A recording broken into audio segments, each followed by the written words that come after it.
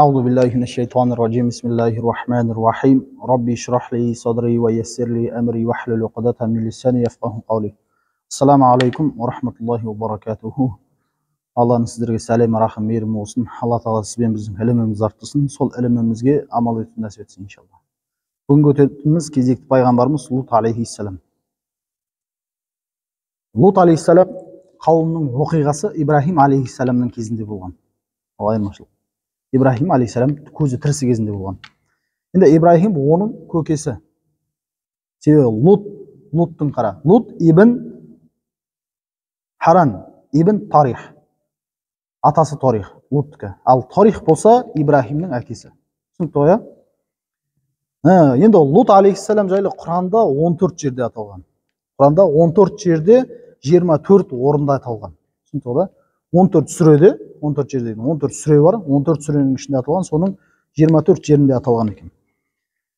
Енді Лут алейхиссаламның әкесі бұның бала кезінде қайтыс болады. Сөйтіп бұл өзінің атасы Тарихтың қолында Ибрахиммен бірге өседі. Өзінің әкесі ерте қайтыс болғандықтан кейін. Сол Тарихтың үйінде неседі тәрбиеленіп өседі.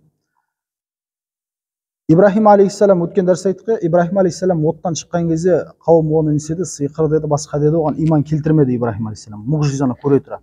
Сол кезде Құранда айтқандай, фаамана лаху Лут деп айтты. Құранда айтқандай. Оған тек қана Лут қана иман келтірді дейді.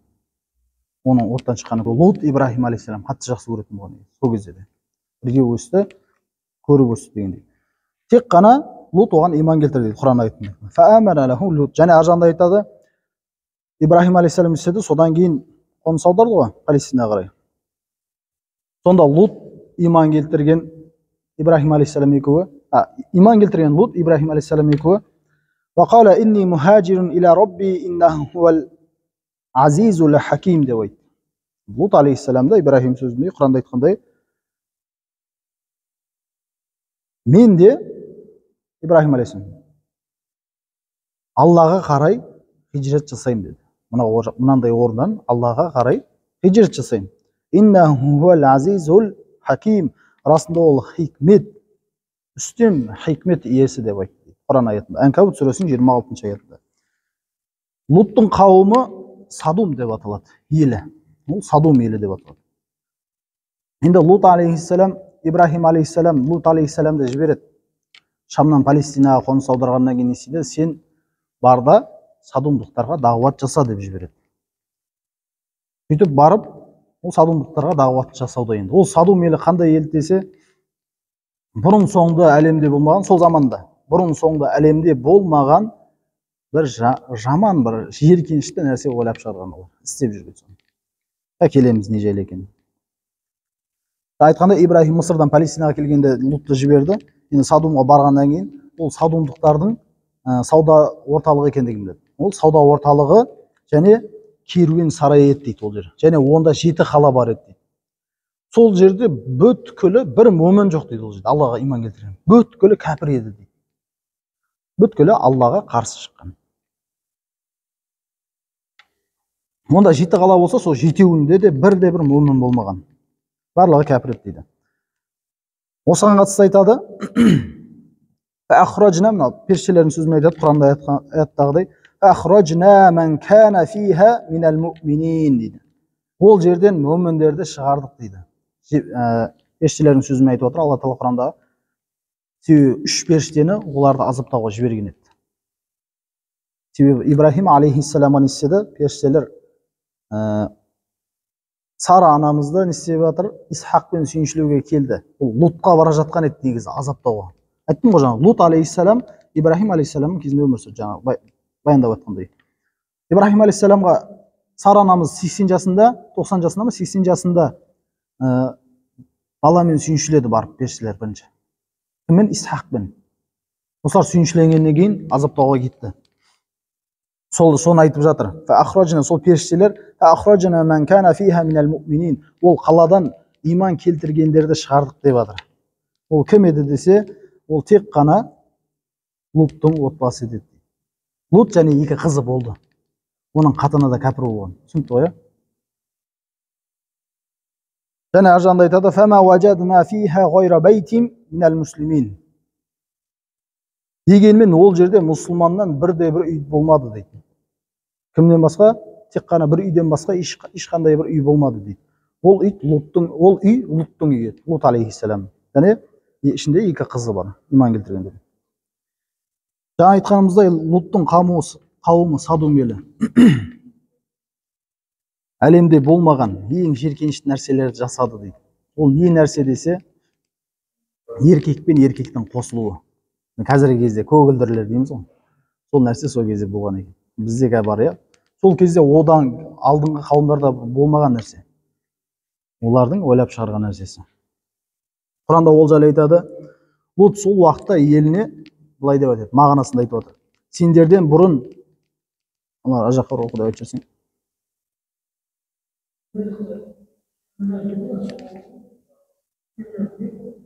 Яна есік бар енді. Тұрайсын кетіп тұрайын. Енді Құранда айтып жатыр осы жайлы, мағынасында айтайық. Лут сол уақытта еліне дейді, сендерден бұрын әлемдерден ешкім істемеген бір азсыздықты істейсіңдер ме деп айтады қауымы. Сендерден бұрын ешбір қауым істемеген арсыздықты істейсіңдер ме? Сендер әйелдерді қойып, еркектерге шахуат қоясыңдар ма деп айтады. Әрине сендер азғын елсіңдер деді дейді. Алла Тағала Содом елін жоюға жіберген періштелер, расында біз бір қылмысты елге жіберілдік деп айтқан. Құранда айтқандай, «Қалу инна урсилна иля қаумин мужримин». Расында біз бір қылмысты елге жіберілдік деген. Періштелер азапталуға баратында. Ол елге Лут пайғамбар дүниеде әйелдер бола тұра, аяттың мағынасында айтып отыр, әйелдер бола тұра, еркектерге шабасыңдар ма деп жатыр. Раббыларың сендер үшін жаратқан әйелдеріңді тастайсыңдар ма дейді. Әйелдеріңді деп жатыр. Сендер шектен шыққан елсіңдер деп айтты. Яғни олардың ерлері әйелдерімен жыныстық қатынаста болмайтын болған. Тек қана ерлерімен. Түсінікті ғой да? Еркектерді қош көретін, соны көңілдері қалайтын еді. Лут сол уақытта еліне сендер көре тұра арсыздық істейсіңдер ме деп айтты. Бұл Құран аятының мағынасы. Сендер әйелдерді қойып еркектерге шахуат қоясыңдар ма? Әрине сендер надан елсіңдер. Бұл бірнеше сүреде келтірген, қайталанып отыр, байқасаңдар, иә, мағынасы. Айттық қой, 24 жерде келген, 14 сүреде 24 жерде келген деп. Енді ол қауым жаңа айтып жатыр, Лут сол уақытта еліне сендер көре тұра арсыздық істейсіңдер ма дегені, олар бір-бірін көретін болған соң жасап жатыр. Түсінікті ғой да, арсыздық жасатын. Шегіне жеткен ғой, ол нәрседен қысылмайды. Және оларды айтады. Олар жиын отырыстарында дейді, жиіркенішті ұятты нәрселерден жұрдай дейді. Ұятты нәрселерді кәдімгідей жасай беретін болған жиындарында да. Түсіндіңіздер ме? Жиындарында ашық. Ашықтан ашық. Және тіпті бір-бірлерінің дыбыстап жел шығарғанын бір күліп, бір не көретін болған. Олар үшін ол мәз болатын дейді соған, бір жақсы нәрсе. Енді ана нәрсені жасаған Құдай сақтасын. Алла сақтасын. Енді осыған қатысты Құран аяттар мағынасын айтайық. Лут елі елшілері жалғанға шығарды дейді. Лут елі елшілерін жалғанға шығарды. Кімді? Лут елі самуттықтар. Лут алейхиссалам жалғанға шығарып отыр. Сол уақытта туыстарына дейді, өзінің қауымына деген сөз. Лут, қорықпайсыңдар ма? Мен сендерге сенімді бір елшімін. Енді Аллахтан қорқыңдар да маған бойынсыңдар. Бұдан сендерден ақы сұрамаймын дейді. Пайғамбарлар ешбір дауатына жасаған жақсылығына ақы сұрамайды. Ол ажан не дейді? Менің еңбегім әлемдердің Раббысына тән дейді. Мен бұйрықты жеткізушімін. Мақсаттары Аллаға шақыру, надандықтан тыю, жақсылыққа беру. Енді Содом елін Лутқа қайтарған жауабы жаңа айтып отқанда. Сонда елінің жауабы дейді Құран аятында. Егер шыншылдардан болсаң, қане бізге Аллахтан азапты келтір дейді. Таныспа бұл? Қараңыздар, осыған дейін Нух алейхиссалам қауымы дәл осылай айтқан еді. Ол секілді Ад, Самуд қауымы осы нәрсені айтқан еді. Енді кім айтып отыр? Лут алейхиссаламның қауымы айтып отыр. Оған дейінгі қауымдар да дәл осы сөзді айтқан. Ендеше бізге уәде еткен азабыңды әкел деген. Сөйтіп азап келген бұларға. Сол секілді Луттың қауымында онда бізге сені уәде еткен азабыңды әкел дейді. Азап келеді, қорқыңдар деп жатыр ғой, қорықпайсыңдар ма? Азап келеді, сендер келеді.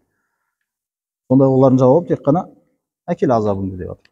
Және басқа бір аятта айтады, сонда елінің жауабы оларды елдерінен шығарыңдар деп айтты. Өйткені олар пәксінген адамдар дейді. Қара, сөз түсіндіңіздер ме? Пәксінген адамдар деп айтты. Олар өздерінше пәк емес сынтып да жаңа нәрселер енді оларға пәк сөйтіп жатыр ма ол нәрсе? Енді мынаны айтып жатыр. Жаман төмен деңгей төмендеп кеткен сондай пәксінген адамдар деп жатыр. Лутты.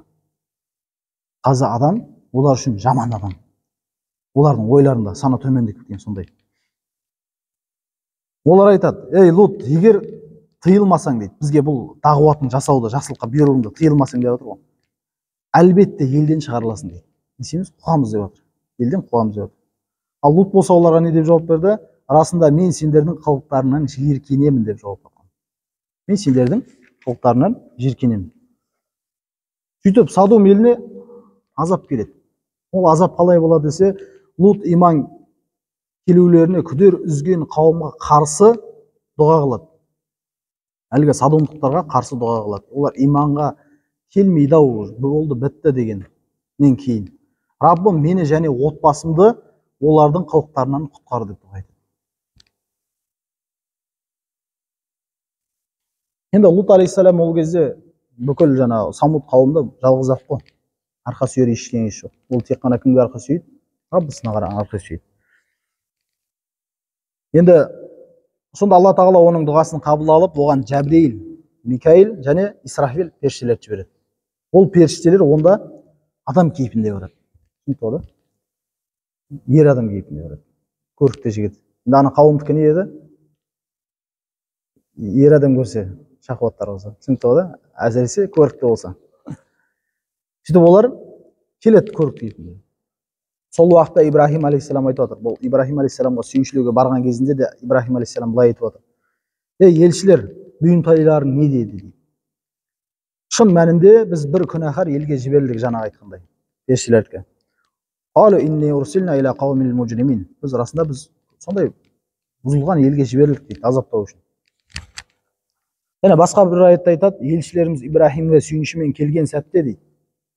Исхақпен сүйіншілеп жатқан кезде. Біз мына елдің мекенінің адамдарын, Құран аяты мағынасында мекенінің адамдарын жоямыз, өйткені оның тұрғындары залымдар болды деп айтты. Бүткілі, тек қана Луттан басқасы. Сонда Ибрахим біраз ойға батып былай деп айтты. Ибрахимнің жұмсақтығы бұл жерде. Анағыдай адамдарға жанашырлығы. Байқасаңыздар бүй дейді. Сендерде 300 мөміні бар елді мекенді жоясыңдар ма дейді. Періштелерге сұрақ қойып жатыр. Басында періштелерден қорқады Ибрахим. Сөйтіп үйреніскеннен кейін олардың періште екенін білгеннен кейін осылай сұрақтар қойып бастайды. Періштелер жоқ деп жауап береді. Сонда 200 болса ше дейді. Жоймаймыз дейді. 200 мұсылман болса дейді әлгі қауым үшін. Онда біз жоймаймыз дейді. Олар жоқ дейді. Сонда 40 мөмін болса ше дейді. 200 емес 40-ы болса дейді. Жоймаймыз дейді. Ал 4-еуі болса ше дейді. Жоймаймыз дейді. Соңында біреуі болса ше деп сұрайды. Тіпті біреуі болса да оны жоймаймыз дейді. Біреуі болса да дейді ішінде. Сонда Ибрахим алейхиссалам айтып отыр. Онда Лут бар ғой деп айтты. Өзі жіберді ғой. Не деді? Онда Лут бар деді, мөмін. Сонда періштелер ол жерде кімнің бар екенін жақсырақ білеміз деп айтты. Оны жақсырақ білеміз. Азапта қалушылардан болатын әйелінен басқа. Көрдіңіз бе? Луттың әйелі азапта қалушы, ол кәпірлерден болған. Түсінікті? Әйелінен басқа оның өзі және үй үшін әлбетте құтқарамыз. Үй іші дегенде әлгі екі қызы. Құтқарамыз деген періштелер. Сонымен періштелер Содом жаққа қарай аса сымбатты бір жігіт кейпінде барады. Сөйтіп барған кезде, әлгі елге кірген кезде, бірінші бұл Лут алейхиссаламның қызы көріп қалады су тасып жүргенде. Ауыл сыртынан әкеле жатқан, суда әкеле жатқан кезде Луттың қызы бір көрікті жігіттерді көріп қалады. Сөйтеді, олар үшін уайымдайды. Неге? Қауым біледі. Оларға қазір осындай қастан жасақ қояды. Сөйтеді де тез жүгіріп әкесіне барады. Әкесіне барып, осы жайтты жеткізеді. Әкесі бұны ести сала, әлгі жігіттерге асыға келеді жандарына. Сөйтіп оларға айтады, сендер мұнда не істеп жүрсіңдер дейді. Сөйтіп Лут оларға жолда жағдайды түсіндіреді. Барынша елден кетіңдер деп айтқысы келіп тұр. Барлық жайды түсіндіреді. түсіндіргенде бүйтіп Аллахпен ант етемін, ей жігіттер дейді, мен бүкіл жер жүзінде бұлардан кесірлі елді көрмедім. Алламен ант етемін, бұлардан кесірлі елді көрмедім, сендер кетіңдер деп. Бұлар не істемейді, ал періштелер оның қарсы куәлігін күтетін дейді. Себебі Алла тағала періштелерді жібергенде Луттың қарсы куәлігінен кейін азаптаңдар деп айтады. Қауымына қарсы куәлігінен кейін. Сонымен олар Лут алейхиссаламның үйіне келеді. Енді жаңа айттық қой, Лут алейхиссаламның үйінде кім ғана кәпір еді? Өзінің қатыны. Түсінікті ғой да? Сол Лутқа келген жігіттерді барады да бұлар бұзақыларға айтып береді бар. Луттың жұбайы айтып береді бар. Әлгі азғындарына, ішіндегі торпедаларына. Түсінікті ғой да? Луттың үйінде бүйтіп айтады. Луттың үйінде өмірімде көрмеген көрікті жігіттерді көрдім деп айтады. Сонда олар о жаққа асыға сөге жүгіреді. Басқа бір аятта айтады осыған қатысты. Важа ахлул мадинати ястабширун. Қаланың халқы қуанысып жетті дейді әлгі хабарды естігенде. Құран айтында. Олар қуанған соған халық. Сөйтіп соған қарай бәрі жиналып бет алған. Кімге? Луттың үйіне. Сонда Лут үйінің ішінде тұрып, есіктің алдында бұзақыларды жібермей былай деп айтты дейді қауымға. Ей халқым, мына менің қыздарым, мынау менің қыздарым дейді, қыздар дейді. Олар сендер үшін таза. Енді Аллахтан қорқыңдар, қонақтарыма қатысты мені қорламаңдар дейді. Қонақтарыма қатысты мені қорламаңдар, мына қыздарым сендер үшін таза деп отыр. Іштерінде бірде-бір есті кісі жоқ па дейді. Луттың қауымына айтып отқаны. Енді бұл жерде Лут, мынау менің қыздарым сендер үшін таза деп айтып жатқанда, кейбір жерлерде былай деп айтуы мүмкін, енді қате болады. Деп айтса қате болады.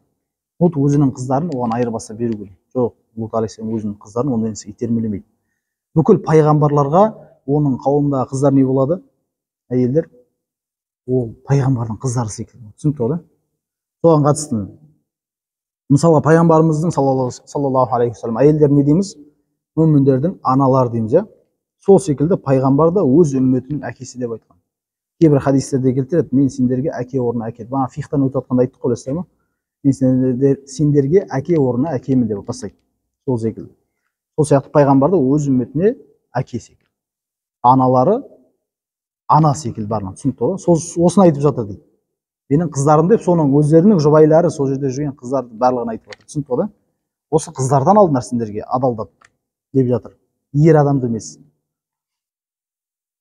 Сөйтіп олар Лутқа өз қыздарын зинаға ұсынды деп, жаңағыдай не айтпау үшін айтып жатырмын бұны. Түсінікті да? Түсініп алу керек бұны.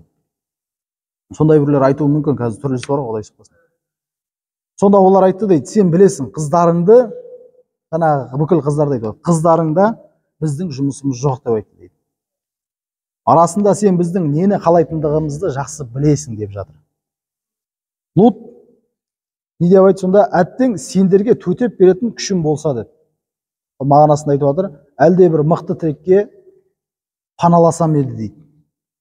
Пайғамбарымыз осыған қатысты айтқан, саллаллаху алейхи вассалам, Алла тағала бауырым деп айтты. Бауырым Лутқа рахым етсін деп бастады. Алла саллаллаху алейхи вассалам.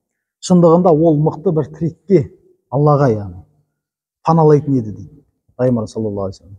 Демек паналайтыны бар ол Алла ғана тек. Алла тағала одан кейінгі пайғамбарларды тек күш қуатты етіп жіберді дейді. Луттан кейінгі пайғамбарлар. Енді ол күш қуат дегенде қандай десе, сондай бір мықты рудан шыққан, мысалы пайғамбарымыз қай рудан шықты? Құрайш. Сөз жүріп, сол секілді, түсінікті да? Жаңағы румен тағы бірдеңемен сөйтіп қуатталып жіберілген пайғамбарлар. Одан кейін, Луттан кейін. Ал Лутта не болмады ол кезде? Тірейтін еш нәрсе жоқ. Түсінікті да? Мысалы бүкіл ел жаңағыдай азғын. Ішінде тек қана өзі. Алладан басқа арқа сүйер жоқ. Сонда олар нәпсілеріне еріп, үйге күшпен кірмекші болады Луттың үйіне. Алайда қонақтар еш нәрсе болмағандай жайбарақат тұрғанын көреді жаңа Лут алейхиссалам. Әлгі келген 3 жігітті. Басында білмей жатыр, бұны әлі періштелер екен білмейді Лут алейхиссалам. Ол үшін жаны шығып жаңағыдай қорғаштап жатыр, ал олар ешқандай саспайды дейді. Түрінде ешқандай бір қобалжу ештеңе жоқ дейді. Сосын не деп айтты дейді, қараңыздар, байқағаны. Сөзсіз сендер бөгде кісілерсіңдер деп айтты. Лут алейхиссалам әлгілерге. Сендер бөгде кісілерсіңдер дейді. Сонда елшілер айтты дейді, жоқ, біз олардың күмәнданған азабын алып келдік дейді. Сен айтқан кезде күмәнданды ғой дейді, бізге әкел азабын ендеше. сол азабын алып келдік дейді. Біз саған нақ шындықты келтірдік, біз рас айтамыз деп жауап береді періштелер. Құран аятында айтып отыр. Басқа бір аятта айтады, олар періштелер сол кезде былай жауап бергендеген: қорықпа, қайғырма, расында біз қорлаушылардан болатын әйеліңнен басқа дейді. Әйеліңнен басқасын, отбасындағысын айтып отыр. Өзіңді және отбасыңды құтқарамыз дейді періштелер. Бұл ауыл халқына бұзақылықтарының салдарынан көктен пәле жаудырамыз деп айтты. Осыны айтқаннан кейін Лут алейхиссалам олардың періште екендігін біледі, Алла тағаладан жіберілгендігін біледі. Жәбірейіл алейхиссалам шығып оларға сол мезетте дейді, шығып бір соққы береді дейді. Қалай жасайтын Аллаху алам. Бір соққы бергенде бүткілінің көзі көрмейді дейді. Әлгі келіп тұрғандардың көздері көрмей қалады. Сөйтіп сонда да олар не істейді? Бұны сиқыр деп ойлап, сендермен әлі ісіміз бітпеді деп қайтып ораламыз деп айтады әлі. Фильмдерде бар ғой. Біз сенен әлі бітірген жоқпыз, қайтып көрсеміз деп айтады ғой. Сол секілді айтып кетті дейді. Біз сендермен әлі көрсем, олар үйлеріне мынаны жарды сипалап қайтты дейді. Енді көздері көрмей қалды ғой. Жолды сөйтіп тауып үйлеріне қайтты дейді. Жарды сипалаумен қайтты. Сонда да не істемей тұр? Оны сиқыр тағы басқа деді да, біз әлі келеміз сенімен кездесеміз деп жатыр. Қауымның бәрі. Сөйтіп Алланың әмірімен Лут алейхиссалам өзінің қызын алып таң сәріден істейді, бұларды үйіңнен шығып кет дейді. Және өзің сол бара жатқан кезде артында бол дейді. Әлгілер артқа қарап қалмасын дейді сол кезде. Оны бақыла дейді. Артқа бұрылмауларын бақыла сен дейді. Сөйтіп Лут Содомды тастап шығып кетеді. Орындағандай қылып. Сөйтіп әуелі Жәбірейіл алейхиссалам оларды бір ащы дауыспен күтіп алады дейді. Ащы дауыспен. Бірінші азап не? Ащы дауыс. Оның алда не болды айтпақшы? Соқыр қылды көздеріне бір соққымен. Сосын ащы дауыс болды. Ащы дауыстан кейін неседі? Бәрі бір ащы дауыстан кейін бәрі бір не қылды жаңағыдай. Естерін жия алмай қалады. Әлгі қауым бүткілі. Сөйтіп қанатының бір бөлігімен, бір шетімен деп айтайықшы, бір шетімен оларды көтереді көкке. Оны көкке көтергендігі сондай дейді, ондағы қалалардағы тауықтар мен иттердің үндерін естиді дейді періштелер. Басқа періштелер иттердің үндерін, тауықтардың басқа сондай нәрселердің дауысын естіген дейді, көтергендігі сонша. Солай періштелер. Сөйтіп оны бір төңкеріп тастайды. Азапты көрдіңіз ғой, Жәбірейіл қанатымен көтеріп тек тастай салды дейді.